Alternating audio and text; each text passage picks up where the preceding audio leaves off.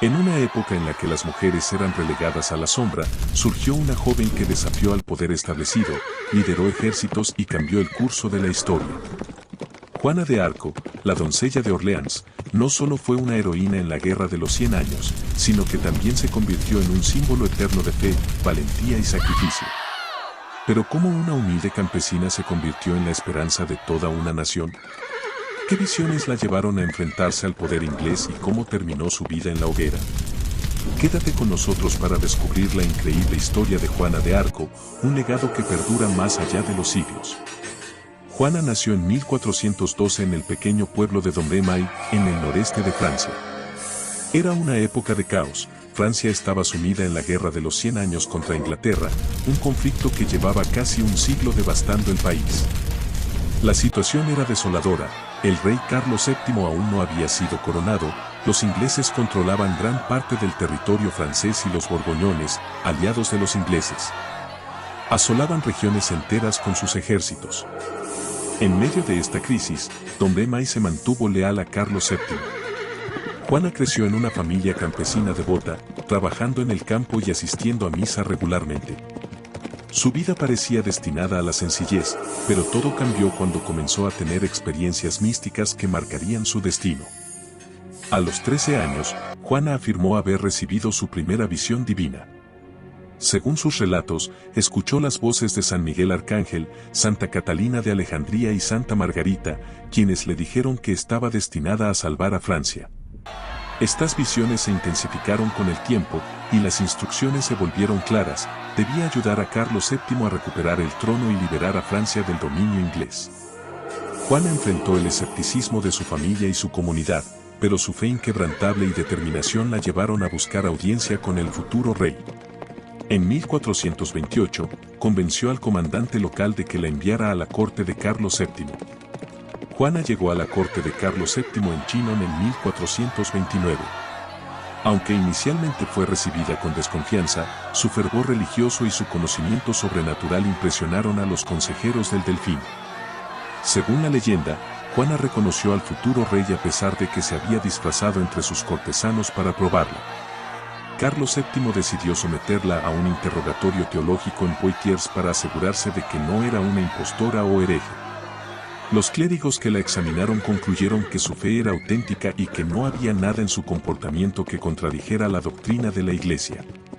Convencido de su misión, Carlos le otorgó un ejército pequeño para liberar la ciudad sitiada de Orleans, una de las posiciones más estratégicas en la lucha contra los ingleses. Juana se destacó por su valentía y determinación en el campo de batalla. Vestida con armadura, portando un estandarte blanco con el nombre de Jesús y María, inspiraba a sus tropas con fervor religioso. En mayo de 1429, lideró a las fuerzas francesas en una serie de victorias que culminaron en la liberación de Orleans. Este triunfo marcó un punto de inflexión en la Guerra de los 100 años y consolidó su reputación como la salvadora de Francia. Tras esta victoria, Juana persuadió a Carlos VII para que marcharan hacia Reims, donde tradicionalmente se coronaban los reyes franceses. A pesar de los obstáculos, logró su objetivo. Carlos VII fue coronado rey el 17 de julio de 1429, con Juana a su lado. A pesar de sus triunfos, la posición de Juana comenzó a debilitarse. En mayo de 1430, mientras defendía la ciudad de Compiègne de los borgoñones, fue capturada. Los borgoñones la entregaron a los ingleses, quienes la consideraban una amenaza política y espiritual. Juana fue sometida a un juicio por herejía en Rouen. El proceso fue una farsa. Los jueces, bajo presión inglesa, buscaron cualquier excusa para condenarla. A pesar de los interrogatorios intensos, Juana defendió su misión divina con valentía y coherencia. Finalmente, fue acusada de herejía por usar ropa masculina, lo cual iba en contra de las normas de la Iglesia. Aunque trató de recantarse temporalmente, finalmente reafirmó su fe y sus visiones. El 30 de mayo de 1431 amaneció con un ambiente tenso en la ciudad de Rouen. Juana de Arco, la joven que había inspirado a Francia y enfrentado a sus enemigos con una fe inquebrantable, estaba destinada a morir ese día. Encadenada en su celda, Juana pasó sus últimas horas en oración. Aunque había sido maltratada y sometida a un juicio injusto, no mostró odio hacia sus captores. En su corazón, estaba en paz con su misión. Según los relatos de testigos, pidió recibir la Eucaristía, pero sus captores, en un último acto de crueldad, se lo negaron. A media mañana, Juana fue llevada a la plaza del Mercado Viejo de Rouen, donde ya se había preparado la pira. La multitud se reunió en silencio, mezclando curiosidad, tristeza y reverencia. A pesar de las acusaciones que habían llevado a su condena, muchos de los presentes la veían como una santa, una víctima de intrigas políticas más que de verdaderos delitos. Cuando llegó al lugar de la ejecución, Juana pidió que colocaran un crucifijo frente a ella para mantener su mirada fija en Cristo mientras enfrentaba la muerte. Un monje dominico, Fray Jean-Bart de la Pierre, conmovido por su valentía, improvisó un crucifijo tallando madera y lo sostuvo cerca de su rostro mientras ardían las llamas. Los registros cuentan que Juana fue atada al poste en medio de la pira, con los ojos tranquilos y las palabras Jesús, Jesús en sus labios. Antes de que se encendiera el fuego, se dirigió a los presentes con una declaración que muchos interpretaron como un acto final de entrega: mis voces no me han engañado. Todo lo que he hecho ha sido por mandato de Dios.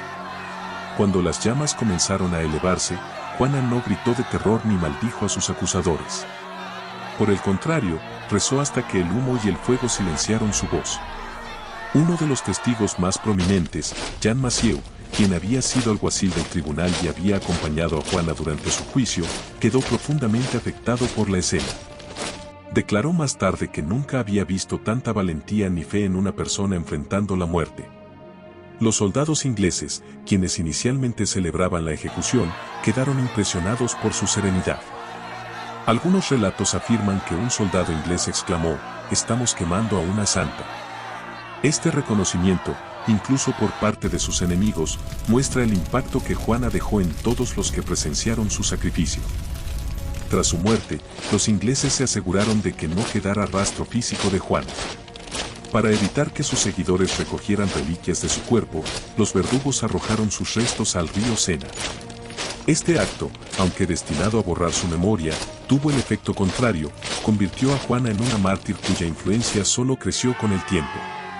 El obispo Pierre Cauchon, quien lideró el juicio contra Juana, intentó justificar su condena, pero su reputación quedó manchada para siempre. Juana de Arco pasó a ser recordada como una heroína y símbolo de resistencia, mientras que quienes participaron en su juicio quedaron asociados con la injusticia y la corrupción. Juana murió con las palabras Jesús, Jesús en sus labios, un testimonio final de su fe inquebrantable. Su vida, y especialmente su muerte, se convirtieron en un recordatorio del poder de las convicciones personales y de la fe en un propósito superior.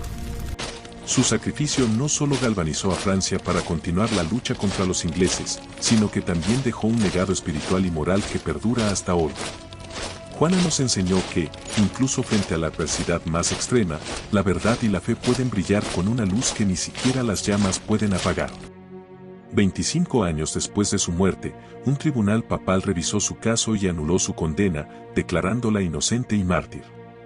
En 1920, Juana fue canonizada como santa por la Iglesia Católica. Hoy, es recordada como un símbolo de valentía, fe y sacrificio. Su historia ha inspirado a generaciones de creyentes, escritores y artistas, convirtiéndola en una figura inmortal en la historia de Francia y del mundo. Gracias por ver este video. Tu apoyo significa mucho para mí y me ayuda a seguir creando contenido.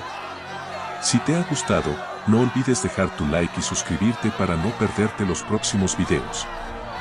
Te invito a que sigas viendo el siguiente video, donde exploramos el verdadero héroe de Okinawa, la increíble historia de Desmond II.